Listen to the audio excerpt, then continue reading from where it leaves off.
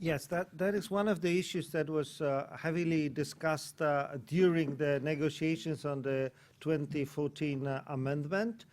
And what Stefanos mentioned, that the Commission had some views to have further integration, and that was opposed by some member states. And the issue is that you cannot lump together integration. There is a kind of a cliche saying, oh, one-stop shop approach that is good for developers. The issue is much more nuanced and complicated, and I would like to draw your attention to one of the approaches that is in most of the member states, that is in a multiple stage development consent system, which is I think in about 20 of the member states. So first of all, what is development consent? This, according to the decision, directive, it is the decision of the competent authority which entitles the developer to proceed with the project. And that is similar as the final decision under ESPO Convention. The name is different, but it is the same concept. And decision on whether to permit proposed activities under Aarhus Convention. They are all three different names for the same issue. It must be binding, no tacit agreement. This is all I'm not going to discuss the issue. So what is this development consent? In most countries, there is no one development consent. It is a series of decisions that allows the developer to proceed with the project, and that there must be reasoned conclusion, as Stefanos mentioned, that would show how the results of the assessment were taken into account. There are requirements, what needs to be in the development consent. Due account should be taken of the results of the assessment, transboundary consultations, public participation, consultation with environmental authorities, EIA report. It needs to be statement of reasons. So if we look at the development control, there are strategic decisions, and that is SEA, policies, programs, plans. This is not subject of what we are discussing now. It's not development consent. But then we have individual decisions permitting specific activities or project in specific location. That is EIA. And that's what I'm saying is that in many countries, this is not a one decision. It is a number of decisions, planning control, planning permission in the UK or Ireland, construction permit. In most continental countries, you would have a separate construction permit. Then you have some kind of a biodiversity assessment attached to some kind of a biodiversity permits. Resource permits. You need to have a permit for water intake, for mining. Then you have a special scheme for industrial accidents, which is sometimes a specific permit for certain types of activities subject to Seveso Directive. And then you have a pollution control, and that is Industrial Emissions Directive. So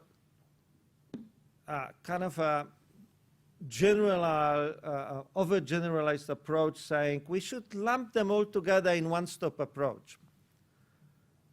I would be claiming it is not possible because of many reasons. Some of the types of assessments could be combined. Some types of permitting could be combined, but not all of those could be combined together. So the directive allows for basically two approaches. One is integration into existing development consent procedures. And that was the original approach in the 80s in the old member states. So it was included into the existing zoning, siting decisions, and building construction permits. That was the approach taken in the UK, in Germany. Also, we in Poland, originally in the 80s and beginning of the 90s, introduced this to this general existing development control procedures. But then there was the directive allows also for making a special procedure. And that was the approach taken by some countries, mostly in Southern Europe and most of the new member states.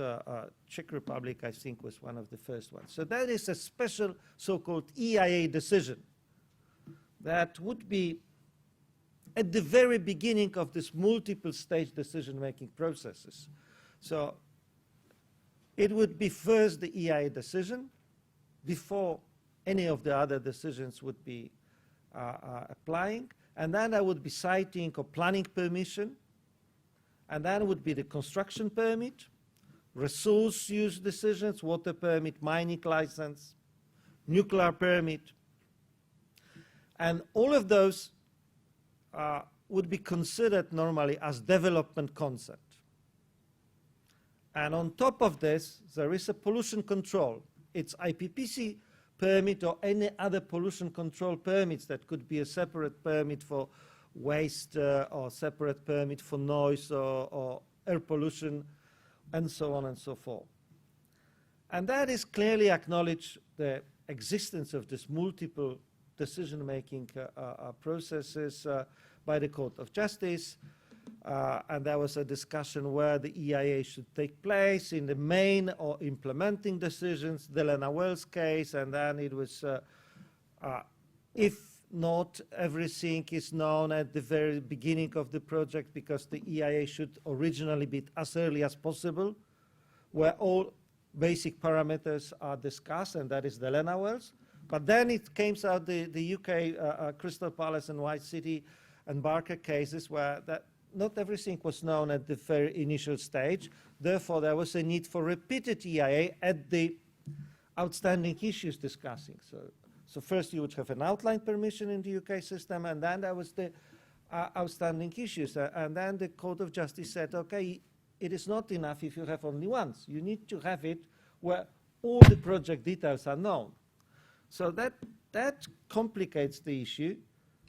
And one of the issues that needs to be taken into account is for all the stages, in most countries, there are different features.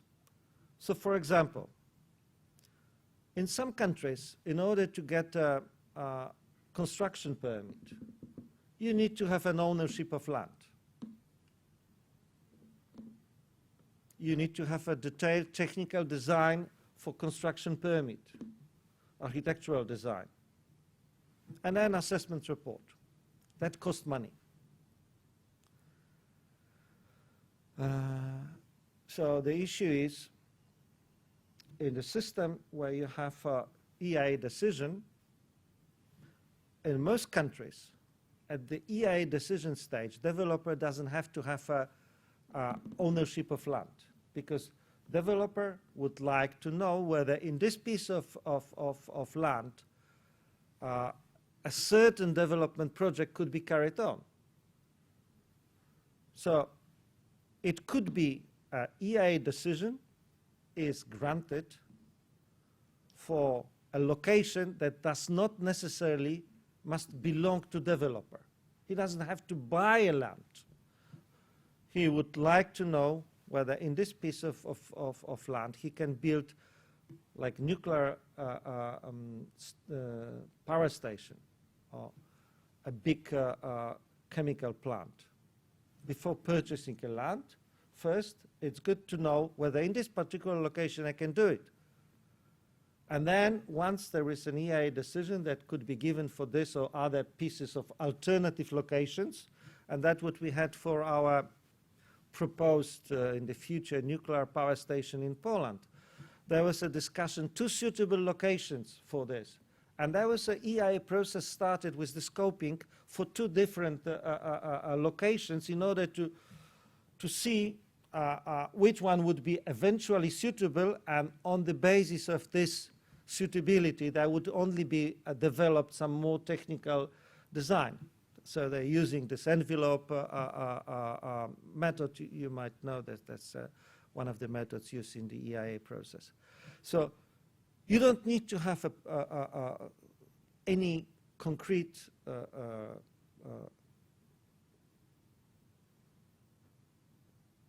right to the land, because the owner of the land is someone else. Only when you know that in this particular location you could build it, you purchase the ground. So that's one for the developer. Second is you don't need to have a concrete technical design, all the details. This would be developed according to the conditions granted at the EIA decision stage.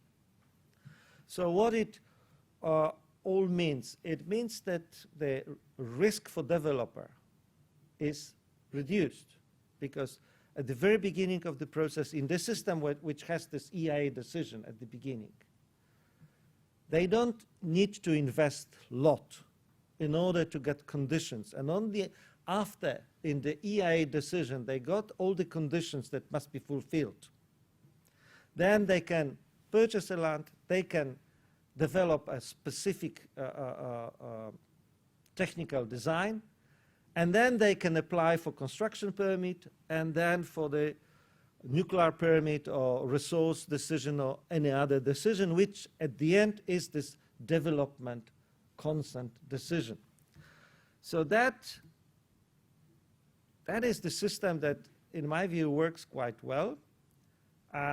It also is important if you consider the different expertise that is needed in all types of these activities. Slightly different expertise is needed for construction permit, slightly different is for the resource use permit, and different is this general EIA decision. Not necessarily in one authority you have combined this expertise. So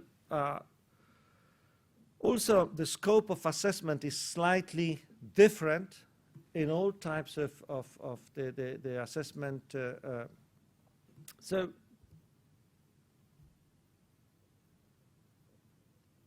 the point is that one-stop shop approach cannot combine all of this, in my view.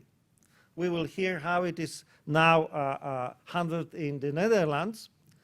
I was curious, especially in my view, combining IPPC or industrial emission integrated permit, pollution permit with the EIA. In my view, it's very difficult, because for the requirements on the Industrial Emission Directive are so detailed. You need to know all the technical details, which means you need to invest a lot into the technical details. You need to have ownership of the installation, or some rights to installation. That means you invest a lot, and then all of a sudden it would take that there is a butterfly there which is protected under the Habitat Directive, and you cannot build it in this place, and all your money is actually gone. So the risk for developer, in my view, is quite significant in this one-stop shop approach. On the other hand, there is the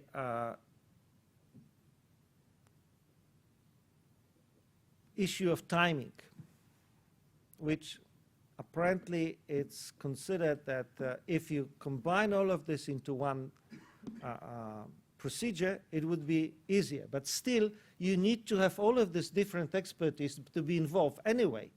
Whether it's done this way or another, you need to assess your project from different angles anyway. So these are the issues, and then on top of this you have some specific requirements that require, under Aarhus Convention, early public participation. So what it means earlier public participation, and that is a requirement in the Aarhus Convention. You need to provide it early, but on the other hand you need to provide also all this necessary information. So if you have it very early only, you don't have all the information. If you have all the information and you have already a technical design, that means it's not early, because not all options are open still, which is a requirement of the Aarhus Convention. It says you must provide it when all options are open. But if you have a technical design and you have already purchased a land, that means effectively very limited scope for discussing locational alternatives for public authorities. How you could say the developer who invested 5 million euros into buying a land and developing a technical design, oh, you cannot do it because there is a butterfly next to you. That limits the scope of real discussing alternatives. Alternatives are very limited in this approach. Therefore, I would have thought that the system which first has at the very beginning this EIA decision where some basic issues are discussed, and then at the end, if there is a need, there is a repeated EIA at the end of the process, is much more effective in terms of really discussing alternatives, providing a real possibility to effectively pursue environmental considerations, and overall is much more how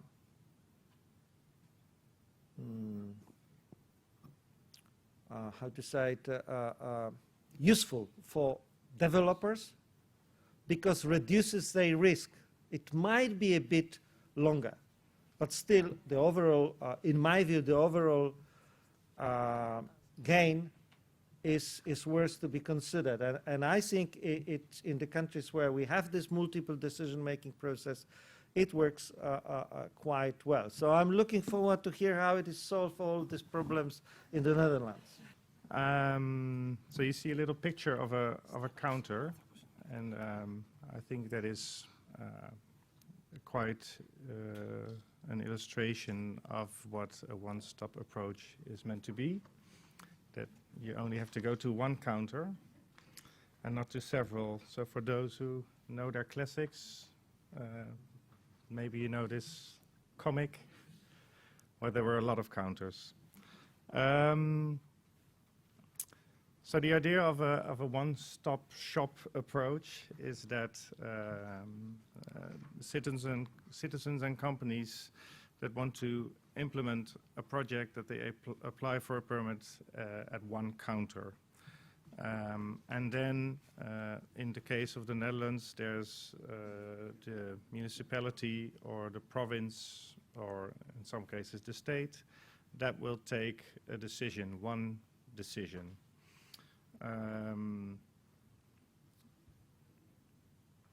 That is, well, the objective in the end. But let's go back to history. When EIA was introduced in the Netherlands, especially after the EIA Directive, the Dutch way to implement the EIA Directive was, well, as Jerzy said, with some other countries, to implement it into an existing development consent procedure. So we already had a national procedure, and EIA was attached to it.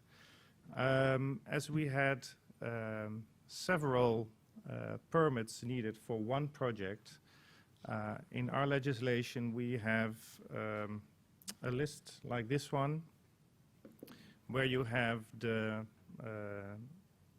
activity in the first column, in the second column thresholds, in the third the plans for which you do SEA, and in the last we have the permit where you do EIA. So our legislator indicated very clearly this is the permit where you have to do EIA. And what happened, that in some cases there was already a permit, for example, with regard to nature conservation, that was granted when there hadn't been EIA yet, and that had to do with the fact that we attached the EIA procedure to a specific permit.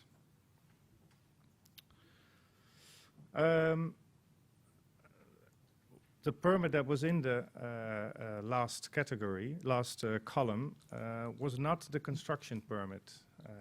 Just a little intermezzo. And that is because the construction permit in our country is what we call a bound decision. And that is a decision that can only be refused for limited reasons. So if there has been a spatial plan, and in the spatial plan a kind of project is authorized, and you then ask for a construction permit, the municipality is obliged to grant you the permit unless there are some reasons why it can't be granted. For example, because it's not into the spatial plan, it's not authorized in the spatial plan. So therefore, in these columns, the permit that is in the last column has to be a permit that is not a bound decision. And why is that? That is because a development consent should be able to prescribe, for example, mitigation measures that come out of your EIA procedure. If you have a bound decision that is, well, that should be granted and can only be refused for limited reasons, you have not the possibility to add some measures. But this was all a long time ago, because since then we are slowly moving towards one permit for well, all environmental aspects. And that has been done, the first step has been done in October 2010. And it is called the Environmental Permitting General Provisions Act. And the idea was that before this act, Wabo, we had different partial permits. And all the laws, all the sectoral laws, were made from the perspective of a competent authority. And they were not made from the perspective of a developer, the ones that are using the laws. So they thought, if we try to think with well, the head of a developer, what would we like? Then we would like one counter, back to Asterix, one digital form to apply. We would like one competent authority, one uniform procedure, one procedure for appeal, and one authority for enforcement. So it's always one that is responsible.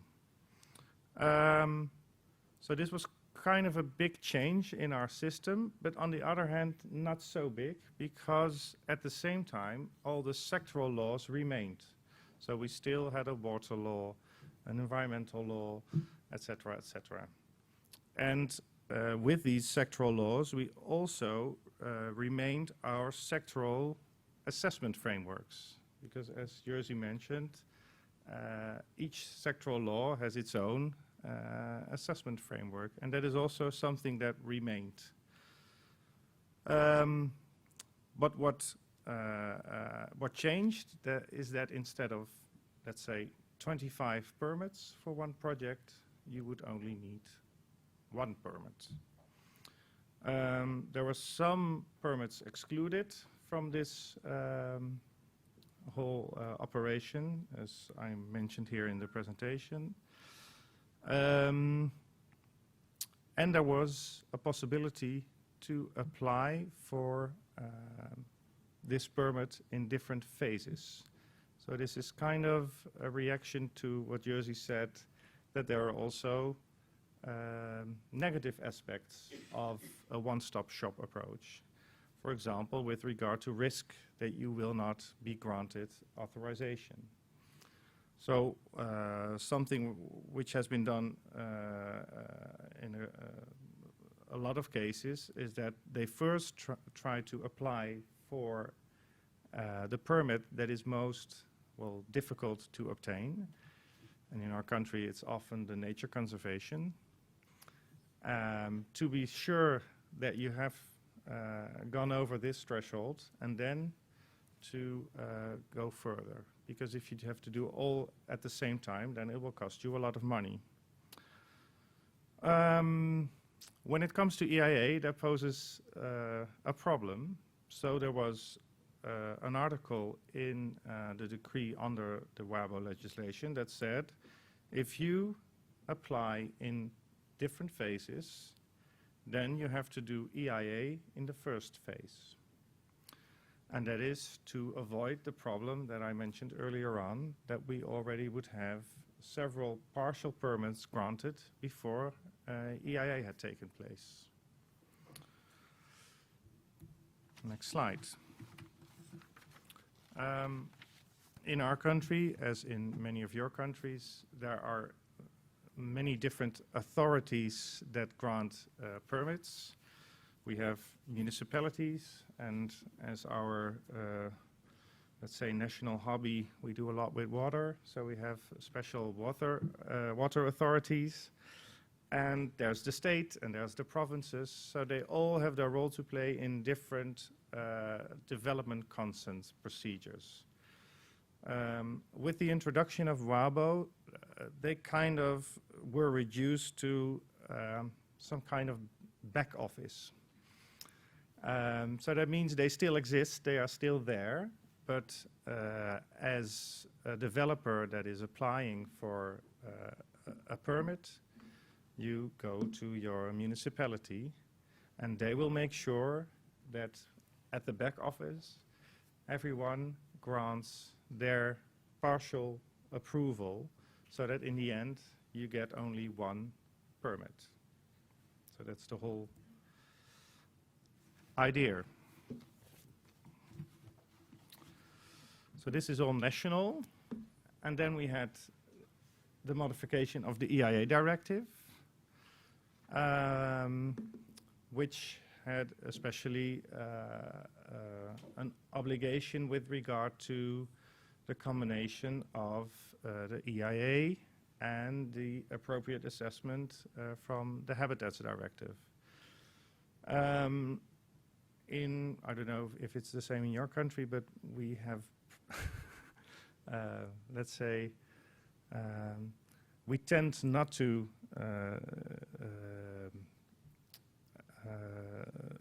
legally oblige too much. So if we can choose for coordination instead of integration, we choose coordination. And then we say to everyone, but integration is better, but it's not obligatory. So we said we are going to coordinate these two assessments, and that means that the EIA and the appropriate assessment have to be ready at the same time for consultation of the public. So that is our way of coordinating these two procedures. And this helps us a lot because, as I explained, there's the nature conservation was not included in the Wabo system. So there was still the possibility that you already had your nature conservation permit and not your EIA. And with this coordination, we at least have certainty that the EIA and the appropriate assessment will be done at the same time before the nature conservation permit is granted. But we are still moving on. So after this Wabo legislation, for I think now about 5 years or something, we are working on an Environmental and Planning Act. And this has even, well, let's say a more audacious objective to go a bit further, to replace 26 environmental sectoral laws. So they will disappear, go up in smoke. So this is a small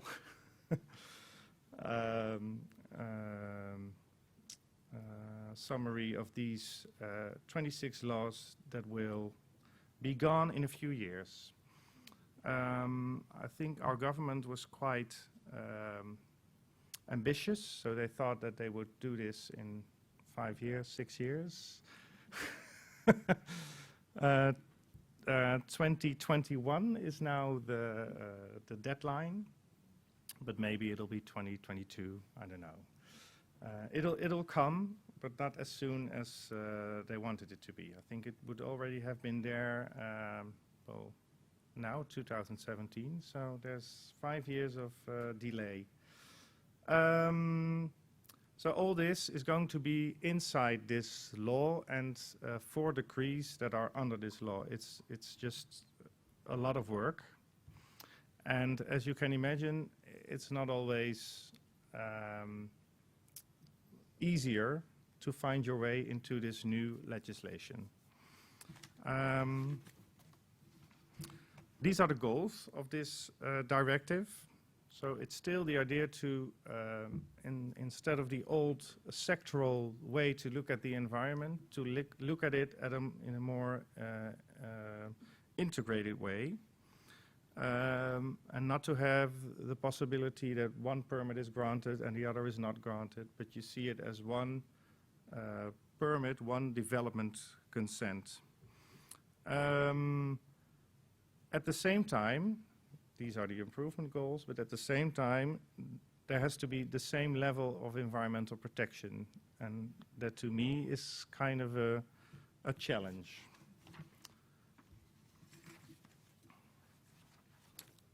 When we talk about this further integration to this act, I know that in Belgium they're also thinking of going in this direction. There is a point of departure, and that is that as much as possible we have general rules for environmental activities instead of permits. And I think that this, to me, is one of the big issues of this time with regard to EIA in the Netherlands, that we sometimes wonder if is there still a permit for a certain activity that is on the annexes of the EIA directive. You have to be really careful not to put too much into general rules and to lose well, permits for EIA projects. I believe that later on someone will be talking about the D'Oultremont case law, and I sometimes wonder whether these general rules should not be subject to SEA, because they do tend to have a lot of well, substantial obligations with regard to EIA projects. Anyway, when the general rules apply, a developer does not need a permit. He only has to report that he's going to start a project, but he doesn't need a permit, which is a big difference.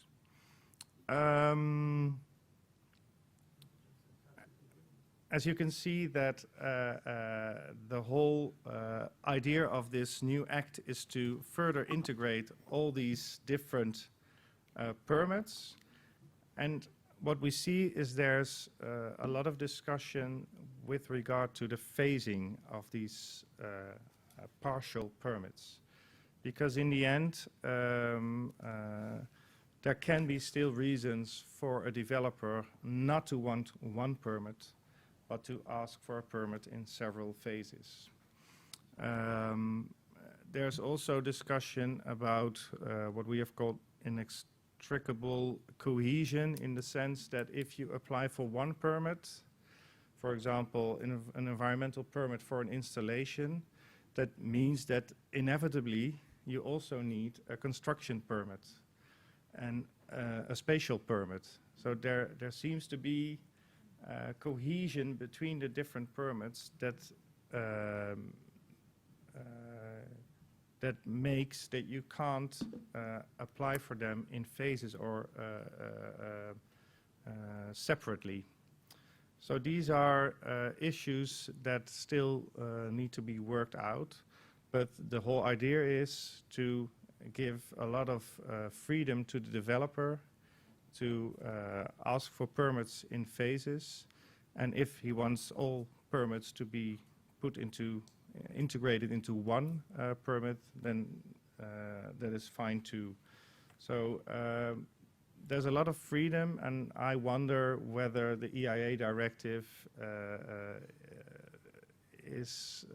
will be fully complied with if you if you look at the idea of an EIA before development consent. So thank you very much for your attention.